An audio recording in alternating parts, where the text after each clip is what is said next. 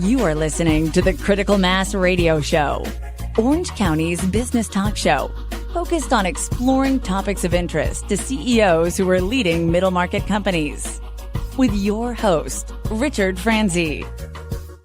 Hello and welcome to Orange County's longest running business talk show. And yes, I am your host, Rick Franzi. And boy, do we have an exciting show planned for you today. Why, do you ask? Because Mandy Schaniel is our guest. She's the founder of Schaniel Consulting. Mandy, welcome to the program. Thank you so much. So let's go back to the beginning in your origin story as an entrepreneur, at least with your consulting firm. What did you see in the marketplace, or what was your motivation and inspiration for starting your firm? Absolutely. So as you know, I was very blessed to be an early employee at ZipRecruiter.com. I was employee number 19, I believe. Had the pleasure of being with them through, I think, the 300s employee size. It was a rocket ship. We learned a lot. I always leaned towards the account management function. And a few years in, I was challenged with transitioning a reactive customer support team of about 80 to 100 folks into a customer success organization, which was a fairly new idea, at least in recruitment technology. And I was fascinated. I've always been competitive. There's always a bit of competition between account management and sales. So to have the challenge of flipping a cost center but valued organization into a profit center was exciting.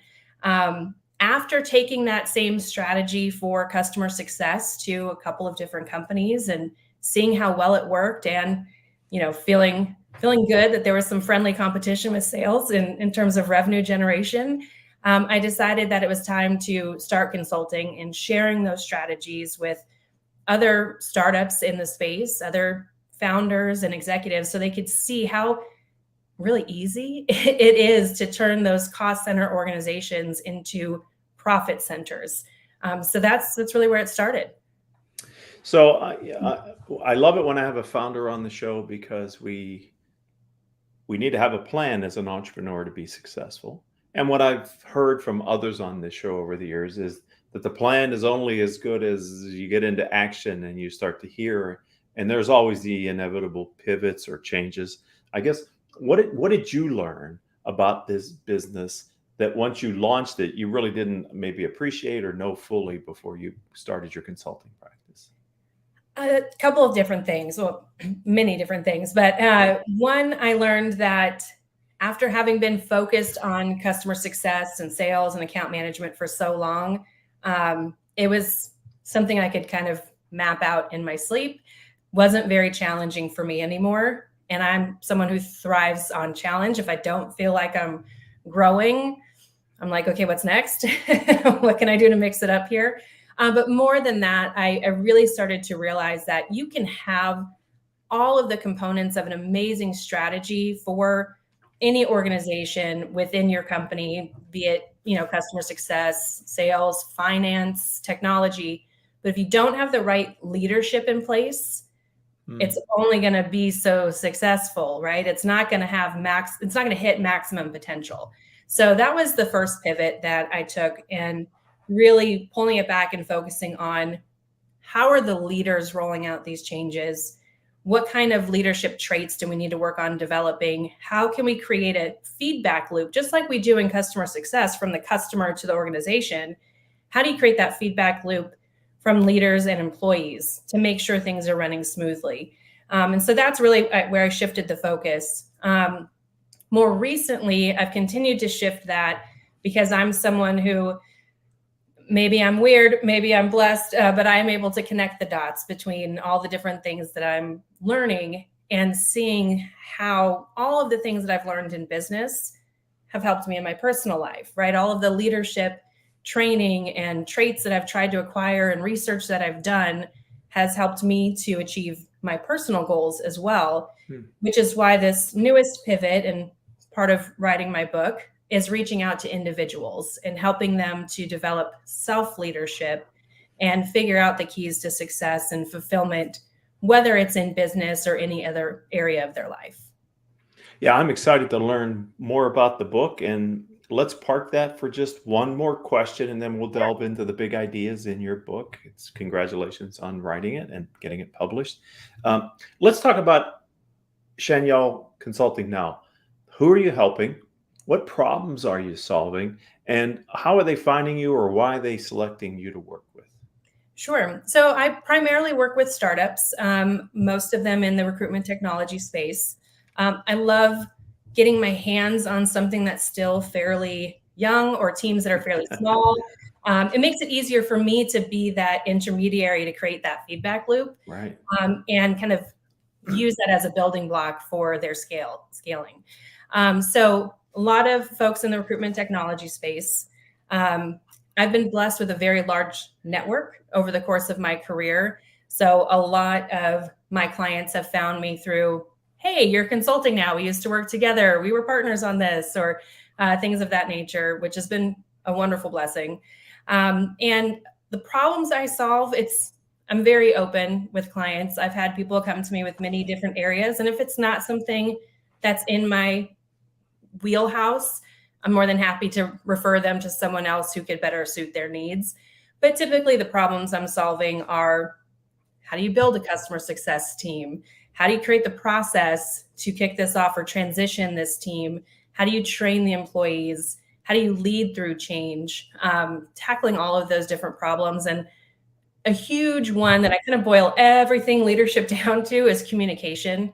That is the most frequent on all of those topics that has to be addressed, is how do you communicate this openly and clearly and with empathy, especially when you're talking about change, to get your employees on board and engaged. So that's a lot of the problems that I'm solving in the business. And I think you asked why do people reach out? Why did they choose me? Sure. I'm honest. I'm going to be upfront. If I can't help you solve the problem, I'm not going to pretend, but I'm going to work with you step by step. I try to make everything a stress-free process. It's not about judgment of, oh, you did that wrong. We all make mistakes. Now let's learn from it, and let's take baby steps so it's not stressful and nobody burns out. So we make incremental improvements. Is there currently a lot of innovation in the recruiting space? Is that what you're seeing? There is. The recruiting space is very interesting, right? Because remind you, we're very closely connected to HR. Mm-hmm. I love all things HR and recruiting technology. Don't get me wrong, but there are times when it can feel like moving a very large boulder up a giant hill. Because there's a lot. That doesn't sound pleasant. But it's hard because there are a lot of process and regulations and all kinds of things tied to everything people involved are dealing with. I will say there is a lot of innovation happening right now. One of my clients is doing an amazing job with chat automation to make the apply process easier. Forever, we've been dealing with the candidate black hole, where job seekers apply and they hear nothing back, crickets, right? Which creates this negative downstream effect where they just start applying everywhere and anywhere, and then hiring managers are getting hundreds and hundreds of applications, and maybe not from people that are the most qualified because they're frustrated. So there's a lot of innovation happening in the space, specifically with the candidate process and improving that, which is phenomenal, especially in a market that we're in right now. It's very needed. So one of the things that you said is you tend to focus on earlier stage companies, and I applaud that, because I think if you do it right the first time, it's easier to fix than if you limp along until you can't take it anymore and then you try to fix it. So the line of sight for you in those type of companies to the problems must be a little clearer, and the communications, I would expect, is a little cleaner because there aren't as many filters from the leader of the organization to the people. Exactly. And there's less red tape, and there's less Band-Aids you discover along the way that have to be corrected in turn. So it is, it can be difficult. Building from scratch is not easy. Every product, every company is different. So that's always a fun challenge to figure out the right process for that customer, for that client. But like you said, there's less of an uphill battle when it comes to making the change, communicating it. There's fewer filters it has to go through and be done correctly for it to be executed well. Also, when you're working with early stage entrepreneurs, regardless of their age, I would assume, there's a willingness maybe to try different things because the cement hasn't quite hardened yet. Yes, little less resistance to change, though. I mean, we're humans, right? Change is difficult for most of us. I've been called a change agent over my career, and something I pride myself on. That doesn't mean change isn't difficult for me either. I enjoy it. I need to map it out and communicate it clearly because I know that's going to be effective. But correct, there's a little bit more of a willingness to try different things out versus feeling overwhelmed by all of the downstream things that it's going to trickle into and preparing to have to make several other changes to make this one change, right? So it's a little bit cleaner of a process.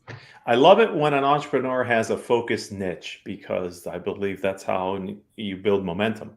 You can always find other niches, but you can't boil the ocean as an entrepreneur. And so for you to really hone in on this specific industry, I applaud you for that. What's your service area is? We're here in Southern California, you and I, but where are you finding your clients and who are you helping across? Is it across the country or? All across the country. Yeah. Okay. Since I started in the space many moons ago, not that long ago. Over a decade ago. There you go. It's always been all across the U.S. Some of the associations that I've been part of, they've now expanded into Europe and beyond.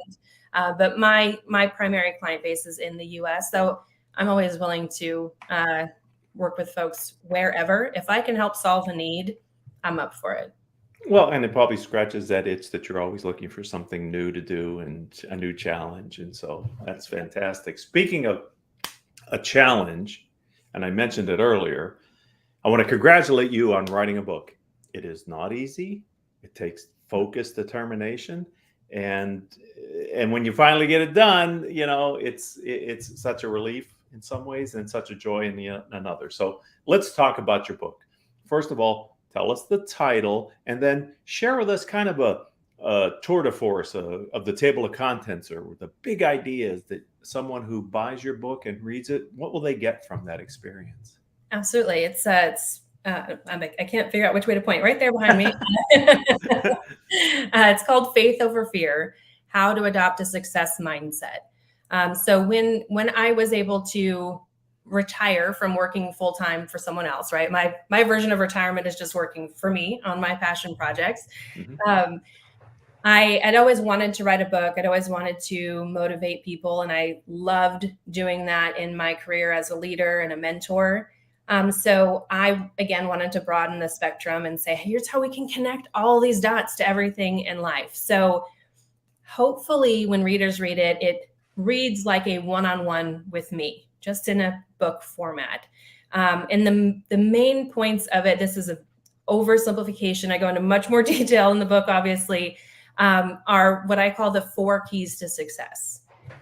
So I'm one of those people who I'll get fired up about a goal, and I would, not anymore, I would go from 0 to 100, right? Okay, I'm going to do this and I'm going to do it tomorrow. So I've got to do all of this stuff right now. And it was unsustainable. I would burn out and then I wouldn't achieve that goal. And so over time, I learned these keys to success, which is slowing it down and starting simple. Number 1, you have to have faith, primarily in yourself. You have to believe in yourself. You have to have confidence. If you're shaky on that, it's worth the extra time working to establish that confidence and that belief, because whatever goal you have, there's going to be challenges. And if that belief in yourself is shaky, you're not setting yourself up for success, right? So that's the first key. The second is purpose. And I think a lot of us who I call ourselves goal getters, right? We thrive on having goals and challenges. We can run too quickly without stopping to think about the purpose behind what we're doing. What's the bigger meaning? What's the impact that we're going to have by achieving this thing, right? It helps you to stay accountable to continuing to pursue that goal when things get hard, when there's challenges, when you've failed in some way, right? Keeps you going. So it's another key step where I think for a lot of goal getters like myself, hearing things like slow down and do all this thought work first is kind of frustrating, but trust me, it works. It's actually all of the tips in the book are how I wrote the book in less than a year. They work. The third key is discipline. It took me far longer than I care to admit to discover that motivation is fleeting. A lot of times we get that fire of motivation and we want to run with it, not realizing that that tank runs out pretty quickly. And if you haven't established discipline and good habits that are going to keep you moving forward, again, you're not setting yourself up for success. So there's a lot of easy hacks for that sound ridiculous. But again, they're what I used to write the book that help you to develop discipline and great habits that keep you moving forward. And again, without stress or creating burnout, because I've been there too many times to count as well. So I try to avoid it at all costs. And then the last one is mindset. And this is a huge piece of the book and a huge focus that I have in everything that I'm doing right now, which is really taking the time to understand what is your mindset. I think a lot of people are familiar with the concept that there's a fixed mindset and a growth mindset. Sure. There's a lot of different ways to call it, right? But a growth mindset sees challenges and failures not as a limitation or a stopping point, but as an opportunity to learn and to grow. And so if you can harness that with any goal that you're trying to reach, I say, and I believe, you make your success inevitable. So that's what people can get out of the book, along with a lot of actionable tips and some funny stories about the mistakes that I've made and, and experiences that I've had, but things that have helped me and my employees over the years to achieve success and fulfillment. That was a great synopsis of the elements of the book, and it as you told the story and put them together, it really makes a lot of sense. And the starting with the confidence in yourself, that ability to have faith in yourself is really, especially for entrepreneurs, Yes, so vitally important, especially in the early days of trying to get a new venture off the ground, because there's so much resistance to being successful. I found the world doesn't know it needs another consulting company. You've got to make it realize the value. So congratulations. I'm very happy that another successful author has brought her vision to print. And we'll talk about how people can find it, Mandy, here in a couple minutes. So stay tuned, ladies and gentlemen. But before we get there, I wonder if you could reflect back on your career. Was there a piece of business advice that someone gave you that you have found to be foundational for you as you've built your consulting practice in your career? absolutely. Again, another example from my ZipRecruiter days. I talk about them often. Very, very warm and fuzzies. I learned a lot there. The biggest piece of advice and learning through working there was keep it simple. Start small and test often. It was earth-shattering to me at the time, because in our space, and I'd been in the industry for a while, that was not how things were typically done. And I had a tendency from working in that other environment to overcomplicate things. And I saw the beauty and the success of keeping it simple, iterating often, testing often, and using the data to propel you forward. And I've tried to take that with me into building my consulting practice and trying to share the same lessons in the book, because it really does work. It sounds too good to be true, but it eliminates the stress. It eliminates the noise, especially when you're looking at the data, and helps you to make consistent progress. That is great advice. And keeping it simple is so valuable, and focusing on the things that really matter, especially in the early days as an entrepreneur when you're scaling a company. I find a lot of times people are spending time and money on things that later on they would like to have, but right now you really don't need it. Right. What you really need are customers. Exactly. So having a value proposition, knowing who your target market is, taking the effort to go out and talk to them, those are all the early stage things that are helpful. So that was great learning. And you should be proud of your time with a successful name that people recognize. And what good fortune you had to be able to be hired in at such an early stage of the company. What a learning experience that must have been. It was amazing. We always called it the rocket ship. It was great.